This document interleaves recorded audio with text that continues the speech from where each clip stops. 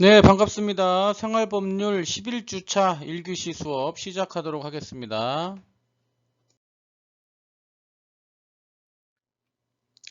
네, 우리 저번 시간에 명예훼손죄에 대해서 공부를 했습니다. 저번 시간에 배웠던 내용 잠깐 복습해 보도록 하겠습니다.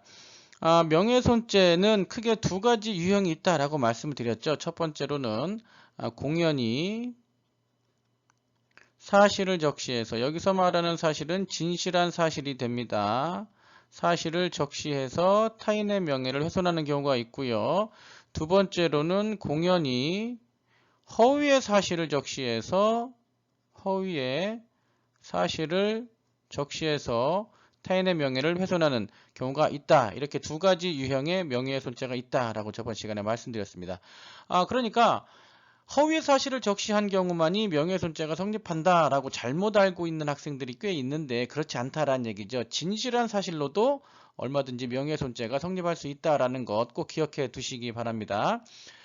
그리고 이 두 가지 유형의 명예훼손죄, 즉 진실한 사실로 타인의 명예를 훼손하는 경우와 허위의 사실로 타인의 명예를 훼손하는 경우, 이렇게 두 가지 유형의 명예훼손죄가 있는데 이 첫 번째 유형의 명예훼손죄보다 두 번째 공연히 허위의 사실을 적시한 경우가 훨씬 무겁게 처벌받는다라는 것도 저번 시간에 말씀을 드렸죠. 진실한 사실로 명예훼손하는 행위보다는 허위의 사실을 가지고 타인의 명예를 훼손하는 경우가 훨씬 무겁게 처벌받습니다. 자, 이거 기억해 두시고요.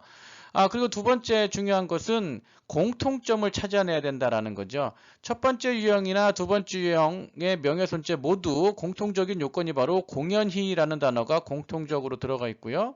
그리고 사실이란 내용이 공통적으로 들어가 있습니다. 특히 이 공연히라는 말은 공연성이라고도 합니다.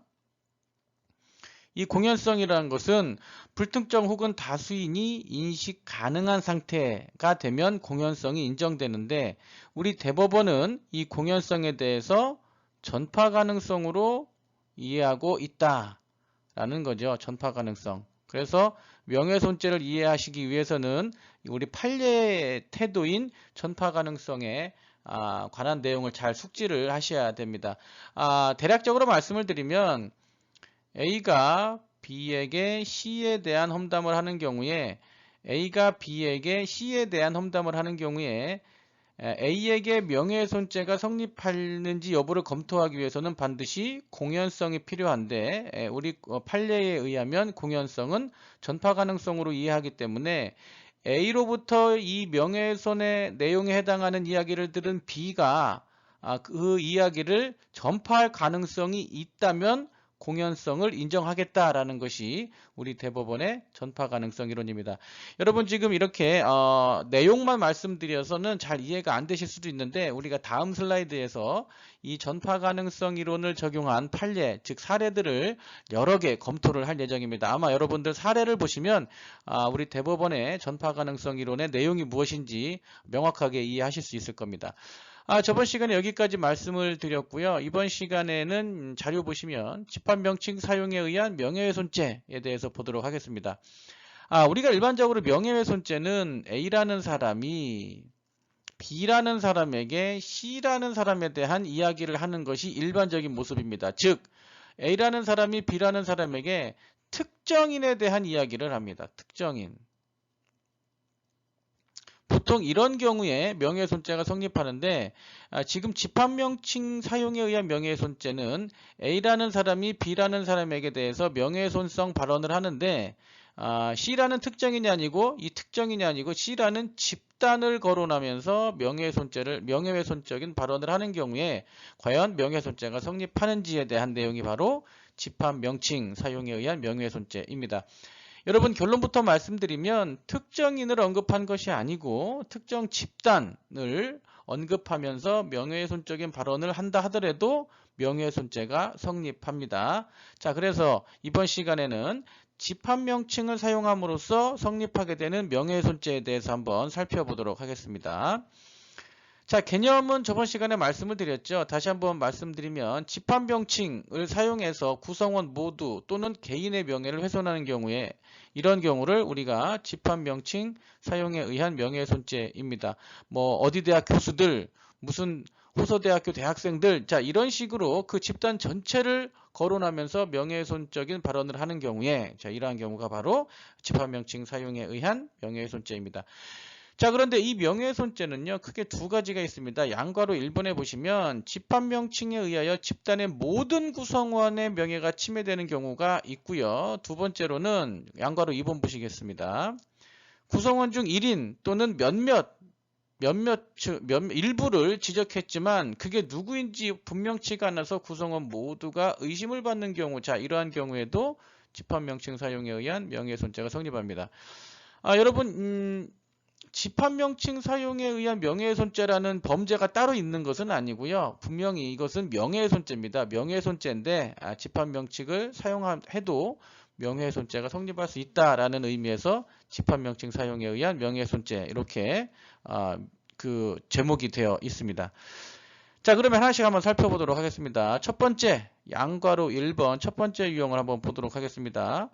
집합명칭에 의해서 집단의 모든 구성원의 명예가 침해되는 경우입니다. 자, 이런 경우에 명예훼손죄가 성립하기 위해서는 이 말하는 사람이, 즉 명예훼손 발언을 한 사람이 언급한 집합명칭이 일반인과는 명백히 구분될 정도로 특정될 것, 이런 요건을 갖추어야 합니다. 따라서 예외를 인정할 수 있는 평균적인 판단이 가능한 경우에는 명예훼손죄가 불가능하다라는 거죠. 예를 들어서 충남 도민들은 예를 들은 겁니다. 충남 도민들은 모두 게으르다. 자, 이렇게 누가 말을 했다 하더라도 그렇다고 해서 충남 도민들이 100% 전부 다 대부분 게으르다라는 의미로 받아들이기는 어려울 겁니다. 따라서 당연히 예외를 인정할 수 있는 그러한 의미의 발언이다라고 판단되면 명예훼손죄는 성립하지 않고요.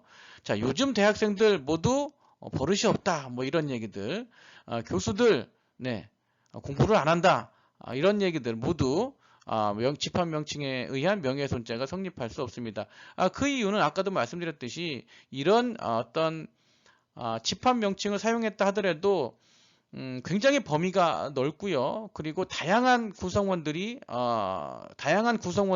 이렇게 구성되어 있다라고 판단되면 예외가 인정될 수 있다라고 가정할 수 있기 때문에 명예훼손죄가 성립하지 않습니다.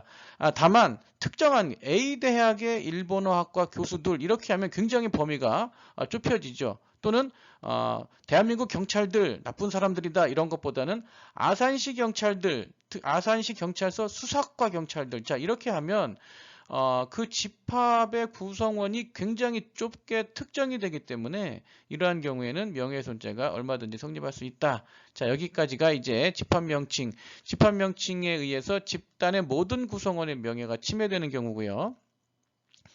자, 두 번째로는 구성원의 일부 또는 한 명을 지칭하거나 일부를 지칭했지만 아까 말씀드렸듯이 그 사람들이 누구인지 분명하지 않기 때문에 구성원 모두가 의심을 받는 경우에도 명예훼손죄가 성립합니다. 자, 예를 들어서 A대학 일본어학과 교수 중 2명이 횡령을 했다라면은 이 2명이라는 것이 누구인지 특정되지 않았기 때문에 A대학 일본어학과 교수 전체가 의심을 받는 경우다라고 볼 수 있죠. 자, 이런 경우에는 아까 말씀드렸던 것처럼 구성원 중 1명 또는 일부를 지적했지만 구성원 모두가 의심받는 상태이기 때문에 자, 이런 경우에는 얼마든지 명예훼손죄가 성립합니다. 정리해서 말씀드리겠습니다. 일반적으로 명예훼손죄는 특정인 한 사람에 대한 명예훼손죄가 아주 일반적인 모습이지만 이렇게 집합명칭을 거론하면서 명예훼손을 하는 경우에도 얼마든지 명예훼손죄가 성립할 수 있다라는 것. 그리고 이런 집합명칭 사용에 의한 명예훼손죄는 크게 두 가지로 나눌 수 있고요. 집합명칭을 언급해서 그 집단의 모든 구성원의 명예가 침해되는 경우에도 집합명칭 사용에 의한 명예훼손죄가 성립하는데 이 경우에는 그 집합명칭을 언급했을 때 굉장히 광범위한 불특정한 구성원을 대상으로 한 명예훼손적인 발언을 한다면 얼마든지 누가 봐더라도 상식적으로 예외가 인정되기 때문에 이러한 경우에는 명예훼손죄가 성립하지 않고 아까 말씀드렸던 것처럼 A대학 일본어학과 교수들, 아산시 경찰서 수사과 경찰들, 자 이런 식으로 굉장히 좁은 범위로 그 집합 구성원을 특정할 수 있다면 이런 경우에는 명예훼손죄가 성립한다. 자, 그리고 두 번째로는 그 집합 구성원의 전체를 거론하진 않았지만, 즉 한 명이나 또는 집합 구성원의 일부만 거론했지만, 그렇게 해서 모든 집합 구성원이 의심을 받는 경우에도 명예훼손죄가 성립할 수 있다라는 것 정리해 두시기 바랍니다. 네, 명예훼손죄와 관련된 몇 가지 사례를 살펴보도록 하겠습니다. 명예훼손죄가 성립하기 위해서는 조금 전에 말씀드렸듯이 공연성이 필요합니다. 그리고 우리 대법원은 이 공연성의 개념을 전파 가능성으로 이해를 하고 있습니다. 그래서 여러분들이 지금부터 말씀드리는 이 사례를 통해서 전파 가능성, 대법원에서 취하고 있는 이 전파 가능성 이론이라는 게 과연 무엇인지 보다 명확히 이해를 하시기 바랍니다. 사례를 살펴보도록 하겠습니다. 첫 번째 사례입니다.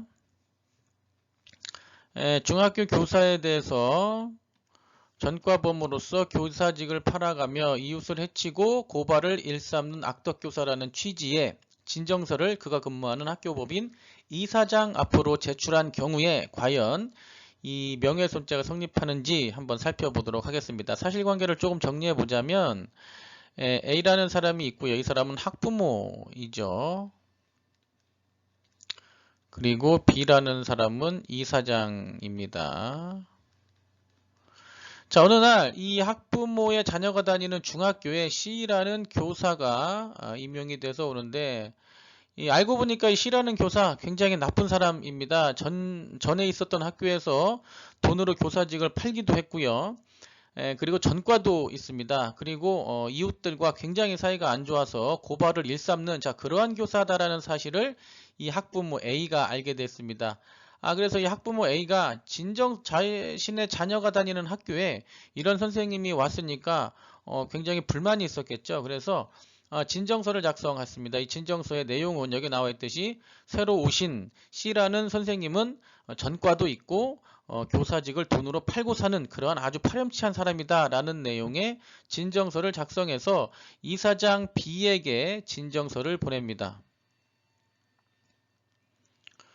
자, 그런데 이러한 사실을 알게 된 중학교 교사 C가 굉장히 불쾌했겠죠. 그래서 이 진정서를 작성한 학부모 A를 명예훼손죄로 고소했던 그러한 사건입니다. 따라서 A라는 학부모에게 명예훼손죄가 성립하는지를 살펴봐야 되는데, 조금 전에 말씀드렸듯이 A라는 학부모에게 명예훼손죄가 성립하기 위해서는 바로 공연성이 필요하고요. 그리고 그러한 공연성을 우리 대법원은 전파 가능성으로 이해하고 있다. 그래서 과연 이 사건에서 A로부터 C에 대한 명예훼손적 발언을 전해들은 이사장 B, 진정서를 받은 이사장 B에게 전파 가능성이 있는지를 검토를 해봐야 됩니다.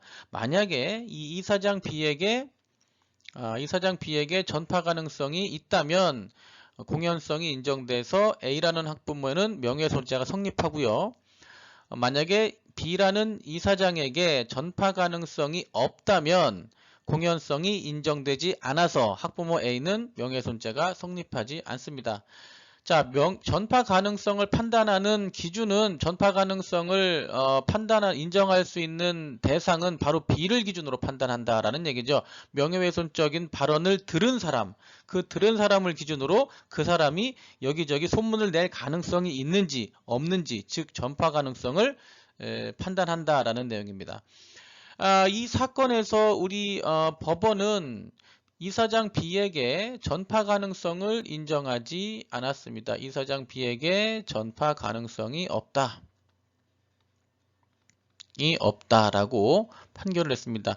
자, 왜냐하면 여러분 이 이사장이란 사람과 새로 전입 온 새로 임명된 교사 C와의 관계를 중점적으로 살펴볼 필요가 있죠.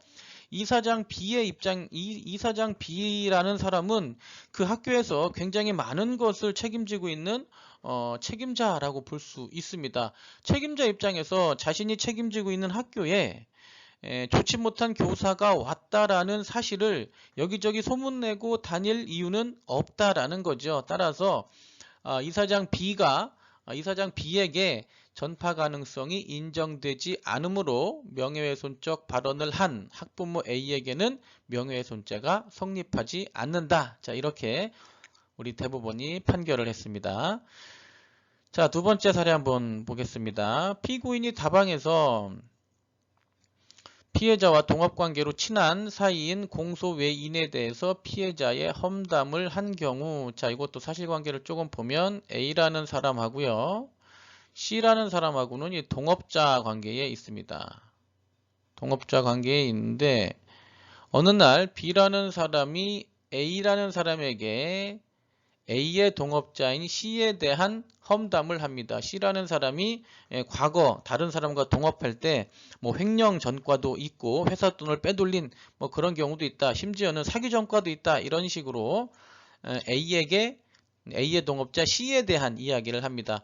이 이야기를 전해들은 C, 마찬가지로 굉장히 이제 기분이 나빴겠죠. 그래서 이런 이야기를 한 B를 명예훼손죄로 고소를 합니다.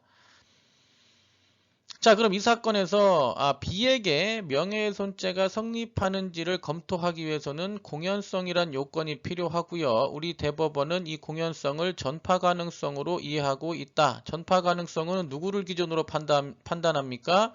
명예훼손 발언을 전해들은 A를 기준으로 판단합니다. A가 여기저기 소문을 내고 다닐 가능성이 있는 사람인지 여부를 기준으로 공연성이 있는지 없는지를 판단하게 됩니다. 그런데 여러분 가만히 생각해보면 A와 C는 동업자지요. A와 C는 동업자인데 자신과 동업하는 C가 경제적으로 혹은 경제적으로 굉장히 신뢰가 안 좋다. 이런 소문을 여기저기 소문내고 다닐 필요가 없지요. 그러한 것은 결국 자신에 대한 손해이기 때문에 B로부터 전해들은 C에 대한 안 좋은 얘기를, 동업자 C에 대한 안 좋은 얘기를 여기저기 이야기하고 다닐 필요가 없습니다. 따라서 우리 대법원은 이 사건에 있어서도 A에게 전파 가능성이 없다라고 판단해서 B에게 명예훼손죄를 인정하지 않았습니다. 무죄. 명예훼손죄를 인정하지 않았다. 자, 두 번째 사건입니다. 그리고 하나 더 보도록 하겠습니다. 세 번째 사건, 개인 블로그의 비공개 대화방에서 상대방으로부터 비밀을 지키겠다는 말을 듣고 1대1로 대화한 경우, 자, 이 경우에 과연 그 다른 사람에 대해서 명예훼손적 발언을 한 사람이 명예훼손죄가 성립하는지 한번 살펴보도록 하겠습니다. 자, 이 사건에서는 중요한 것이 이제 개인 블로그의 비공개 대화방에서 이루어졌다라는 거 하고요. 그 다음에 비밀을 지키겠다는 말을 듣고 했다. 자, 요게 두 가지가 중요합니다. 자, A가 B에게 C에 대한 험담을 합니다. A가 B에게 C에 대한 험담을 하는데 이 험담을 하는 장소가 온라인상의 비공개 대화방이었다라는 얘기죠. 결국에는 이 C에 대한 험담을 전해들은 B가 이 이야기를 여기저기 이제 소문을 냈고 결국에는 C가 그것을 알게 돼서 이 A를 명예훼손죄로 고소한 그러한 사건입니다. 그런데 A가 명예훼손죄로 고소됐는데 A가 재판 과정에서 이제 이런 주장을 한 거죠. A 자신과 B가 나눈 공간이 온라인상의 비공개 대화방이다. 즉 누구도 볼 수 없는 비공개 대화방이기 때문에 전파 가능성이 없다라고 주장을 했겠죠. 그리고 한 가지 더, 분명히 A가 B에게 말하기 전에 B가 비밀을 지키겠다 고 약속을 했기 때문에 이 역시 전파 가능성이 없다라는 주장을 A가 한 겁니다. 자, 그런데 여러분 가만히 보면 전파 가능성이란 것은 둘이 대화하는 공간이 차단되어 있느냐 열려 있느냐 이게 기준이 아닙니다. 전파 가능성을 인정할 것이냐 말 것이냐의 기준은 이 이야기를 전해들은 B를 기준으로 전파 가능성이 있는지 없는지를 판단하는 것이지 이 당사자 간의 대화를 나눈 공간이 폐쇄되어 있다고 해서 전파 가능성이 없다고 볼 수는 없습니다. 따라서 아무리 개인 블로그의 비공개 대화방이라 하더라도 그 이야기를 전해들은 B에게 전파 가능성이 있다면 얼마든지 명예훼손죄는 성립할 수 있다라는 거죠. 우리 대법원도 이 사건에 대해서 같은 취지의 판결을 하고 있습니다. 지금 A의 주장처럼 아무리 비공개 대화방이라 하더라도 그것은 명예훼손죄의 공연성을 인정하는데 아무런 장애가 되지 않는다라는 거죠. 그 이야기를 전해들은 B를 기준으로만 판단을 하기 때문입니다. 그리고 또 한 가지는 A의 주장이 이런 게 있겠죠. B가 비밀을 지키겠다고 이야기를 했기 때문에 비밀을 지키겠다고 이야기를 했기 때문에 전파 가능성이 인정되지 않는다. 자, 이것은 우리가 그 관행적으로 믿기 어려운 얘기죠. 비밀을 지키겠다고 얘기하는 것은 얼마든지 있을 수 있는 일이기 때문에 비밀을 지키겠다고 해서 전파하지 않겠다라는 것을 신뢰하기는 어렵다라는 거죠. 따라서 이 사건에 있어서도 이 A로부터 C에 대한 험담을 전해들은 B에게는 전파 가능성이 인정됐던, 전파 가능성이 인정됐던 그러한 사건입니다. 그래서 조금 언뜻 보면 좀 착각할 수가 있죠. 비공개 대화방이기 때문에 전파 가능성이 없다. 자, 이렇게 착각할 수도 있지만 그렇지 않다라는 거죠. 공간의 폐쇄성은 어떤 전파 가능성을 인정하기 위해서 기준이 되지 않는다라는 그러한 내용을 알 수 있는 사례로 보시면 될 것 같습니다. 그리고 사례를 하나 더 보도록 하겠습니다. 피고인이 행정서사 사무실에서 피해자와 같은 교회를 다니는 세 사람에게 피해자가 처자식이 있는 남자와 살고 있는데 아느냐고 한 경우에 자, 명예훼손죄가 성립하는지 보도록 하겠습니다. 자, A와 B, C, D를 이렇게 A와 B, C, D가 여기 사무실인데요. 행정서사 사무실, 어떤 사무실에서 우연히 만났습니다. 그런데 E라는 사람이 사실은 여자분인데 다른 사람과 이제 불륜관계에 있었다라는 거죠. 불륜관계에 있었습니다. 그런데 A라는 사람이 우연히 만난 B, C, D에게 이런 얘기를 합니다. 당신들 혹시 E라는 여자 아느냐? E라는 여자 아느냐? 이렇게 물어보니까 이 세 사람이 안다. 우리랑 같은 교회를 다닌다. 이 사람들은 같은 교회를 다니고 있죠. 우리랑 같은 교회를 다니고 있는 사람이다 라고 얘기하니까 A가 이제 그렇게 얘기한 거죠. 야, 이 E라는 여성이 처자식이 있는 남자와 살고 있는데 니네 그거 아냐? 자, 이렇게 얘기를 한 겁니다. 이 B, C, D에게 이야기를 한 거죠. 그러니까 나중에 이 사실을 알게 된 E가 이 A를 명예훼손죄로 이제 고소한 사건입니다. 명예훼손죄로 고소한 사건인데, 자, 이 사건에서 A에게 명예훼손죄가 성립하려면 이 이야기를 전해들은 B, C, D에게 무엇이 있어야 됩니까, 여러분? 네, 이제 전파 가능성이 있어야 되죠.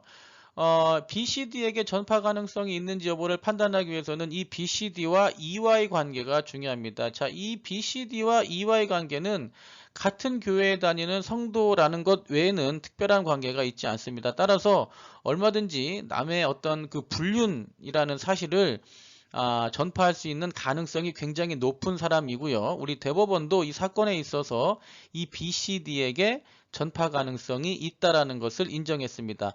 B, C, D에게 이 B와 C와 D에게 전파 가능성이 있기 때문에 결국 A는 명예훼손죄로 처벌을 받았던 그러한 사건으로 이해하시면 될 것 같습니다. 자, 그리고 사례 하나 더 보도록 하겠습니다. 기자에게 타인의 명예를 훼손할 수 있는 정보를 제공한 경우, 자, 보겠습니다. 자, A가 있고요. A가 B에게 C에 대한 어떤 비리를 제보했습니다. 사실 B는 기자이고요. 이 사실관계를 보면 A와 C는 사실 그 정치인인데 서로 그 경쟁의 관계에 있는 정치인입니다. 그러니까 A라는 정치인이 C라는 정치인에 대해서 비리에 대해서 이제 알고 있는 사실을 기자 B에게 제보를 한 겁니다. 제보를 했다. 제보를 했습니다. 그러니까 이 사실을 아직 기자는 A로부터 C에 대해서 제보를 받고 아직 기사화하지는 않았습니다. 신문에 보도하지는 않은 상태입니다. 자, 이 상태에서 기사화하지는 않은 상태에서 이제 C가 이런 사실을 알고 A를 명예훼손죄로 고소했던 사건입니다.